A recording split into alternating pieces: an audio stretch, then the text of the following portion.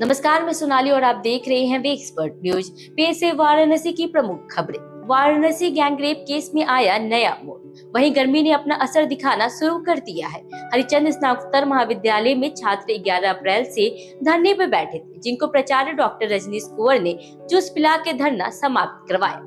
पूर्व पीएम स्वर्गीय चंद्रशेखर को भारत रत्न देने की मांग को लेकर सैकड़ों छात्र प्रधानमंत्री के संसदीय कार्यालय पहुंचे। वही खबरों में और भी बहुत कुछ है, आइए खबरें देखते हैं विस्तार से। वाराणसी गैंगरेप मामले में नया मोड़ आ गया है। पीड़िता द्वारा 23 लोगों पर गैंगरेप का आरोप लगाने के बाद कई आरोपियों को पुलिस ने गिरफ्तार किया था। अब आरोपियों के परिजनों ने पुलिस आयुक्त मोहित अग्रवाल से मुलाकात कर निष्पक्ष जांच की मांग की है। वहीं परिजनों ने कुछ वीडियो दिखाते हुए दावा किया कि पीड़िता खुद को बंधक बता रही थी, जबकि वह आरोपियों के साथ घूमती नजर आ रही है। इसके अलावा उन्होंने पीड़िता पर कुछ नामों को हटाने के बदले धन-उगाही के आरोप भी लगाए हैं। इस पर सीपी मोहित अग्रवाल ने गंभीरता से संज्ञान लेते हुए एक एसआईटी गठित कर दी है, जिसमें 2 आईपीएस अधिकारी सहित अन्य सदस्य शामिल हैं। यह टीम 1 माह के भीतर जांच रिपोर्ट प्रस्तुत करेगी। जिस अवधि में लड़की स्वयं को बंधक बता रही है, अपने साथ रेप होना बता रही है, 29 मार्च से लेकर के 4 अप्रैल के मध्य में, उस अवधि में इस लड़की ने स्वयं अपने इंस्टाग्राम पोस्ट पर तमाम वीडियो पोस्ट किए हैं। इस अवधि में कुछ ऐसे सीसीटीवी फुटेज घर वालों ने यहाँ पर दिखाए हैं, जिसमें वो लड़की 2 तारीख को यहाँ घाटों पर हंसी खुशी हंसती भी घूमती भी दिखाई पड़ रही है। ये एक बहुत जांच का विषय है कि एक लड़की के साथ 23 लोगों का रेप हुआ और आज पूरा मोहल्ला, उस मोहल्ले में पूरा बनारस जिसका नाम बता रही है, उसमें जो निर्दोष लोग भी आ रहे हैं, जो सीसीटीवी फुटेज में बगल में चल रहे हैं, उनके घर के अंदर माहौल में दहशत है। पुलिस उनको यहाँ उठा रही है। समाज में वो मुँह दिखाने लायक नहीं है। कितने बच्चे घर छोड़ के हट गए हैं, कितना घर के लोग ताला लगा के चले गए हैं। फिर उनके और ये आज हम लोग पुलिस कमिश्नर साहब से मिलने आए हैं। गुड्डू मलिक साहब हैं, राशिद सिद्दीकी साहब हैं, तमाम लोग आए हैं। सब तथ्य को लेके आए हैं कि इसकी जांच कराया जाए। जो दोषी हैं उनको कड़ी से कड़ी सजा मिल जाए, लेकिन जो निर्दोष हैं उनको बाइज्जत बरी किया जाए। वाराणसी में गर्मी ने अपना असर दिखाना शुरू कर दिया है। काशी के घाटों, गलियों और प्रमुख सड़कों पर दिन चढ़ते ही सन्नाटा पसरने लगा है। तीखी धूप के कारण लोग घरों में रहने को मजबूर हो गए हैं। आज अधिकतम तापमान 37 डिग्री सेल्सियस दर्ज किया गया है। मौसम वैज्ञानिकों का कहना है कि आने वाले दिनों में तापमान और बढ़ेगा, जिससे गर्मी और उमस में इजाफा होगा। काशी हिंदू विश्वविद्यालय के भूभौतिक विभाग अध्यक्ष प्रोफेसर मनोज कुमार श्रीवास्तव के अनुसार तापमान में निरंतर वृद्धि होगी। हालांकि एक पक्ष में विक्षोभ उत्तर भारत की ओर बढ़ रहा है, परंतु इसका प्रभाव वाराणसी पर नहीं पड़ेगा। इसका असर गोरखपुर और पूर्वांचल के उत्तरी हिस्सों में दिखाई देगी। वहीं गर्मी से बचने के लिए लोग पेड़ के छांव, छत और अन्य ठंडी जगहों की ओर रुख करते रहे हैं। वैसी चल रही वैसी चलेगी। गर्मी का मौसम में गर्म तो लगेगा ही जी, और टेम्परेचर बढ़ेगा भी।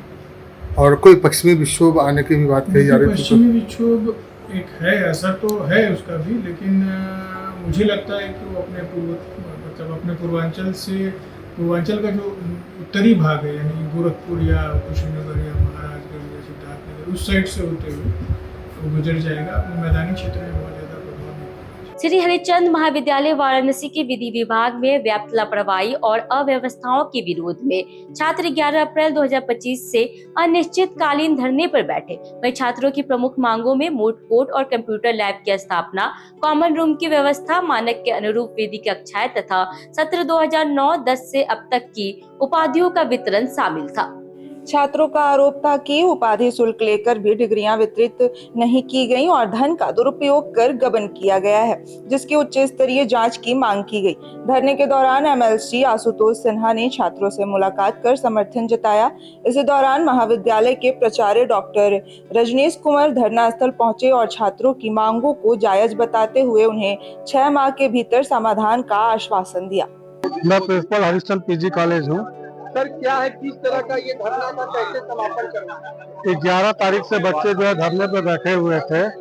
अस्थायी मूव कोर्ट की डिमांड थी और दूसरा था कंप्यूटर लैब। तो दोनों तीनों मांगे इन लोगों की मांग ली गई है और इसलिए जो है धरना जो है समाप्त किया गया। मेरा नाम शुभम पटेल है। मैं स्नातकोत्तर महाविद्यालय का छात्र हूँ। क्या है सीएम जी आज किस बात को लेकर के आपको करना चाहते हैं? आपको मैं बता दूं कि ये आज से धरना चालू नहीं हुआ है। धरना विगत 7 दिनों से चल रहा है। 7वां दिन है अनिश्चितकालीन धरना का। और ये धरना कुछ प्रमुख मांगों को लेकर के हम लोग धरना दे रहे हैं।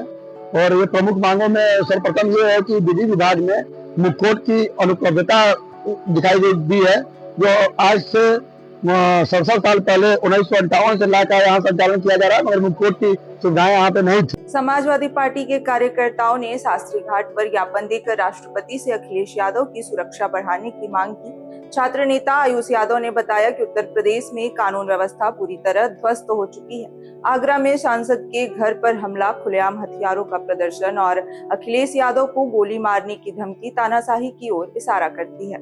उन्होंने कहा कि प्रदेश में हत्या, बलात्कार और लूट जैसी घटनाएं बढ़ रही है और सरकार नाकाम है। उन्होंने राष्ट्रपति से राज्य में राष्ट्रपति शासन लागू करने की भी मांग की है।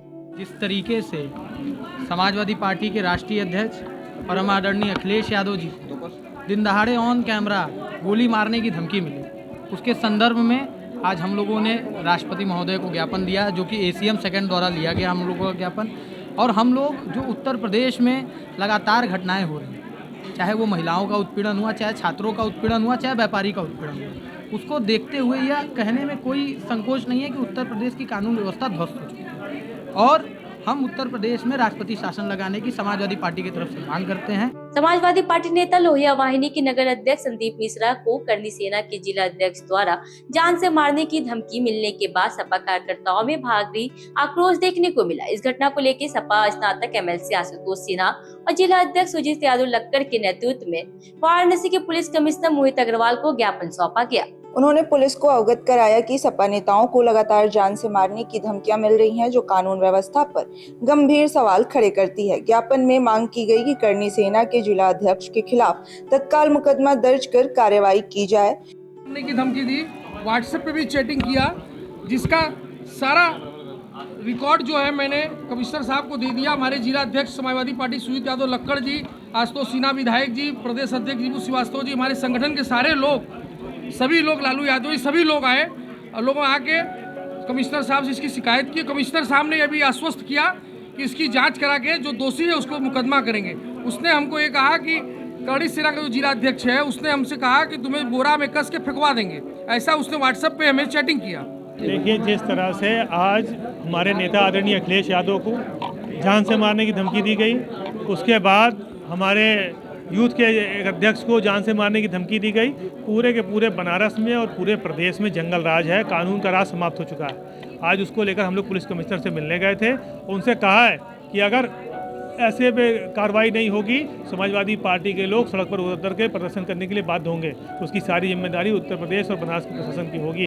17 अप्रैल को जन्म जीविका फाउंडेशन ने काशी हिंदू विश्वविद्यालय के श्री विश्वनाथ मंदिर प्रांगण में भव्य स्वैच्छिक रक्तदान शिविर का आयोजन किया। यह शिविर संस्था की लाइफ सेवर आर्मी पहल के अंतर्गत आयोजित हुआ, जिसका उद्देश्य युवाओं को रक्तदान हेतु प्रेरित करना है। कार्यक्रम में उत्तर प्रदेश सरकार के आयुष एवं खाद्य सुरक्षा राज्य मंत्री श्री दयाशंकर मिश्र, दयालु गुरु ने विशेष रूप से सहभागिता की और युवाओं से नियमित रक्तदान की अपील की। वहीं NSS BHU के 8 से अधिक स्वयंसेवकों ने आयोजन में सक्रिय भूमिका निभाई। नमस्कार, मैं सौरभ सोनकर और outreach and partnership lead Jainam Jeevika foundation. किस तरह का आज यहाँ पे ब्लड डोनेशन कैंप लगाया गया और क्या है आज?